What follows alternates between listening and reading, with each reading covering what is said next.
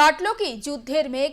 শনিবার সন্ধে ৬টা নাগাদ সংঘর্ষ বিরতির কথা জানায় ভারত এবং পাকিস্তান দুই দেশই, কিন্তু তার আগের ২৪ ঘন্টা ছবিটা ঠিক কেমন ছিল তা নিয়ে একটি বিশেষ প্রতিবেদন।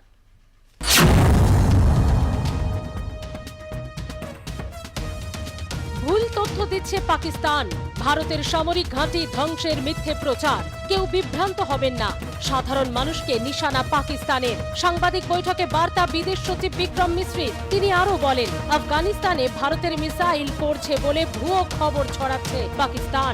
কোন দেশ আফগানিস্তানে বারবার হামলা চালিয়ে এসেছে তা আশা করি সেখানকার মানুষকে মনে করিয়ে দিতে হবে না।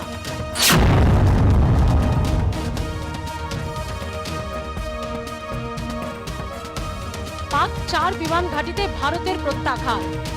লাগাতার ড্রোন হামলার প্রত্যাঘাত ভারতের। পাকিস্তানের ৪ বিমান ঘাঁটিতে হামলা ভারতে। তছনছ হয়ে গিয়েছে পাকিস্তানের রফিকি, মুরিদ, চাকলালা ও রহিম ইয়ার খান বিমান ঘাঁটি। এয়ারবেসে আকাশপথে ভারত হামলা চালিয়েছে।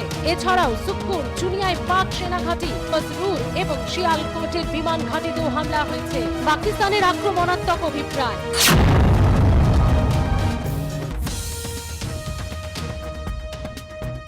ভারতের পশ্চিম সীমান্তে পাক সেনার তৎপরতা। শনিবার এমনটাই জানিয়েছে ভারতীয় সেনা। সাংবাদিক বৈঠকে বলা হয়েছে, দেখা গিয়েছে পাকিস্তান সেনা তাদের সৈন্যদের সামনের দিকে এগিয়ে আনছে। এতে তাদের আক্রমণাত্মক অভিপ্রায় প্রকাশ পাচ্ছে।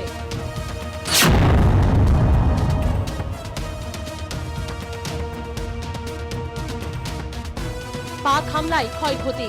ভারতের পশ্চিম সীমান্তে পাকিস্তানের আক্রমণ জারি। ভারতের সেনা ঘাঁটিগুলিকে নিশানা, ড্রোন এবং অন্যান্য মাধ্যমে গোলা বর্ষণ। অধিকাংশ হামলায় ভারত নিষ্ক্রিয় করেছে। আদমপুর, উধমপুর, ভটিন্ডার মতো কিছু কিছু জায়গায় ক্ষয়ক্ষতি। শ্রীনগর, অবন্তিপুর, উধমপুরে চিকিৎসা কেন্দ্রে, স্কুলগুলিতে নিশানা করছে পাকিস্তানি সেনা। হাই স্পিড মিসাইল ছোড়া হয়েছে।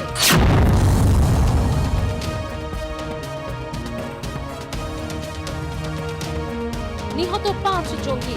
অপারেশন সিঁদুরে পাকিস্তানের যেসব জঙ্গি মারা গিয়েছে তার মধ্যে ৫ কুখ্যাত জঙ্গির নাম সামনে এসেছে। এই মৃত ৫ জঙ্গির মধ্যে রয়েছে জৈশ-ই মোহাম্মদের প্রধান মাসুদ আজহারের বড় ভাই ও ভগ্নিপতি। কুখ্যাত জঙ্গি সংগঠন লস্কর-ই-তৈবার অন্যতম প্রধান মুদাসসর খাদিয়ান খাস রয়েছে। ৭ তারিখের হামলায় ১০০ জনেরও বেশি জঙ্গি মারা গিয়েছে বলে খবর।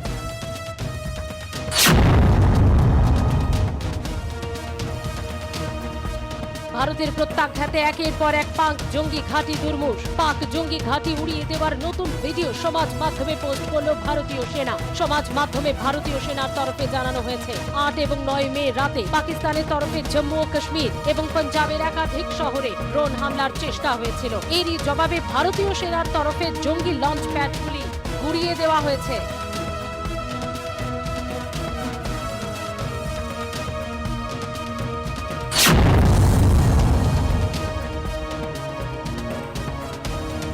ত্রাতার ভূমিকায় রাজৌরির রাজকুমার। পাকিস্তানের হামলায় রাজৌরিতে সরকারি আধিকারিক সহ ৩ জনের মৃত্যু। রাজৌরির অ্যাডিশনাল ডিস্ট্রিক্ট কমিশনার রাজকুমার থাপার বাড়িতে গোলাবর্ষণ পাকিস্তানের। ঘটনায় শোক প্রকাশ জম্মু কাশ্মীরের মুখ্যমন্ত্রী। জম্মু কাশ্মীরে অ্যাডমিনিস্ট্রেটিভ সার্ভিসের ২০০১ ব্যাচের অফিসার ছিলেন তিনি। কাজের জন্য তিনি প্রশাসনিক মহলে সুনাম অর্জন করেছিলেন। জেলার যে কোনো আপৎকালীন পরিস্থিতিতে ত্রাতার ভূমিকায় দেখা যেত এই রাজকুমারকে।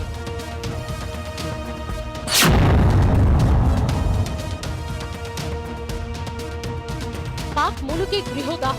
পরমাণু অস্ত্রের ব্যবহার নিয়ে মোটেই ভাবনা চিন্তা করছে না পাকিস্তান। এরকম কোনো পরিকল্পনা নেই তাদের ভারতের সঙ্গে সংঘাতের আবহে। এই কথা জানিয়ে দিলেন পাকিস্তানের প্রতিরক্ষা মন্ত্রী খোয়াজা আসিফ। শনিবারই পাক বিভিন্ন সংবাদ মাধ্যম দাবি করেছিল, পাকিস্তানের ন্যাশনাল কমান্ড অথরিটির বৈঠক করতে চলেছে। এই অথরিটি পাকিস্তানের সামরিক এবং অসামরিক শীর্ষ কর্তাদের নিয়ে গঠিত। এই কমিটির হাতে রয়েছে সেদেশের পরমাণু অস্ত্র এবং দূরপাল্লার ব্যালিস্টিক ক্ষেপণাস্ত্র ব্যবহার সংক্রান্ত সিদ্ধান্ত গ্রহণের ভার।